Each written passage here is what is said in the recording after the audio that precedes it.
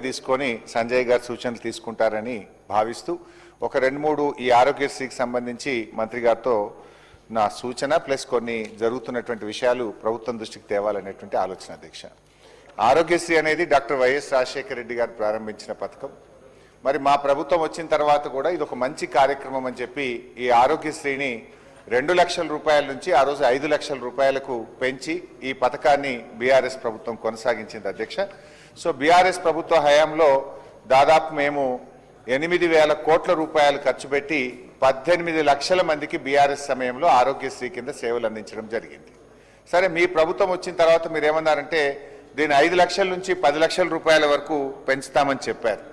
కానీ ఇలా మంత్రి గారు ఇచ్చిన సమాధానంతో మనకు చాలా స్పష్టంగా ఏమర్థమవుతుందంటే అధ్యక్ష, ఈ 5 లక్షల నుంచి 10 లక్షల రూపాయలకు పెంచడం వల్ల ఈ ప్రభుత్వం వచ్చిన 2.5 సంవత్సరాల్లో ఎంతమంది లబ్ధి పొందారంటే కేవలం 496 మంది మాత్రమే లబ్ధి పొందారు ఈ 2.5 yearsలో.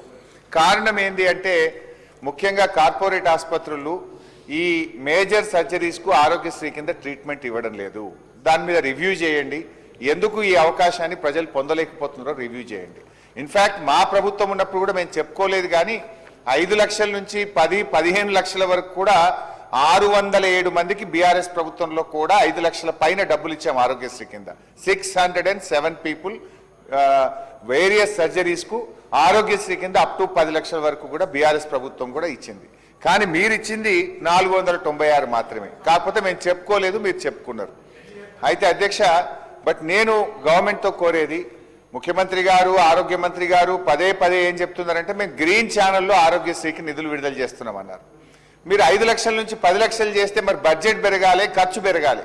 2023-24లో బీఆర్ఎస్ ప్రభుత్వ హయాంలో ఆరోగ్యశ్రీ మీద పెట్టిన ఖర్చు 1,067 కోట్లు. కాంగ్రెస్ ప్రభుత్వం వచ్చిన తర్వాత 2024-25లో కోట్లు.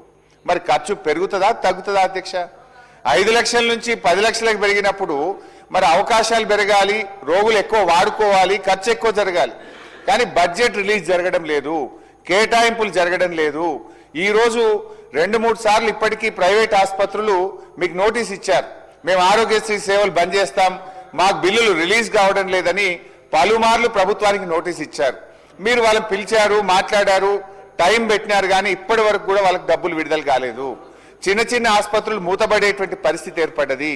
దయచేసి ఈ రోజు నేను మంత్రి గారిని సూటిగా అడుగుతా ఉన్నా, ఆరోగ్యశ్రీ కింద as on today pending bills ఎన్ని ఉన్నాయి, బిల్స్ రెడీ ఫర్ పేమెంట్ ఎంత, బిల్స్ అండర్ స్క్రూటినీ మీ డిపార్ట్మెంట్ లో ఎంత ఉన్నాయి, ఎప్పట్లోగా ఈ ఆరోగ్యశ్రీ బిల్లులు చెల్లిస్తారు?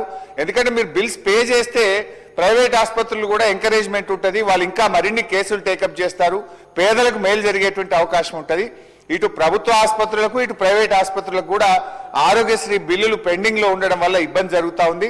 మీరు ఇచ్చిన హామీ ప్రకారం దీన్ని గ్రీన్ ఛానల్లో పెట్టి ఈ ఆరోగ్యశ్రీ బిల్లులు ఎప్పటికప్పుడు విడుదల చేయాలని మీ ద్వారా ప్రభుత్వాన్ని కోరుతున్నాం. గౌరవ మంత్రి గారు.